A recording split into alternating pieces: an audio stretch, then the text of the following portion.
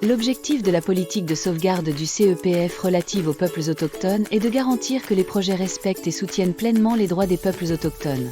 Cette politique met particulièrement l'accent sur les droits relatifs à la terre, au territoire, aux ressources, au patrimoine et aux valeurs culturelles et spirituelles, aux savoirs traditionnels, aux systèmes et pratiques de gestion des ressources, aux activités et aux moyens de subsistance, aux institutions coutumières et au bien-être général. Cette politique s'applique à tous les projets qui affectent les peuples autochtones, y compris lorsque le bénéficiaire est une organisation autochtone.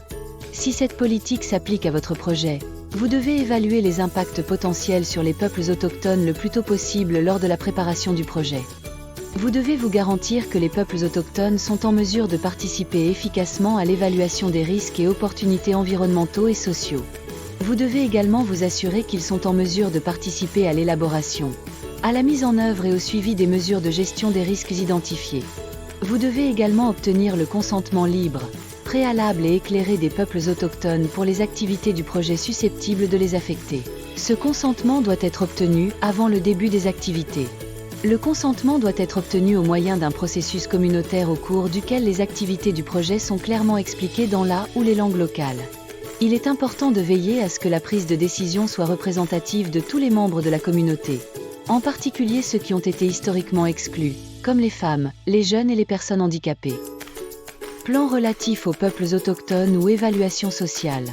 Lorsque vous sollicitez une subvention du CEPF, l'équipe du CEPF classera votre projet dans l'une des 3 catégories suivantes, en fonction des risques environnementaux et sociaux du projet. Si votre projet est classé dans la catégorie A au titre de la politique relative aux peuples autochtones, vous devrez préparer un plan relatif aux peuples autochtones. Si votre projet est classé dans la catégorie B, vous devrez préparer une évaluation sociale, similaire à un plan relatif aux peuples autochtones, mais moins détaillé.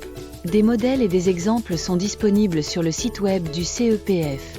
Si vous êtes chargé de préparer un plan relatif aux peuples autochtones ou une évaluation sociale, vous devrez d'abord décrire les peuples autochtones vivant dans la zone du projet. Vous devez identifier les risques potentiels avec la participation des peuples autochtones concernés. Vous devrez ensuite décrire les impacts négatifs potentiels identifiés. Vous devrez ensuite définir les mesures de gestion de ces impacts négatifs. Ces mesures doivent être élaborées à la suite de consultations significatives avec les communautés autochtones concernées, de manière culturellement appropriée. Si les peuples autochtones ont droit à des bénéfices dans le cadre du projet, vous devrez décrire comment vous garantirez qu'ils sont culturellement appropriés et convenus à l'issue de consultations significatives.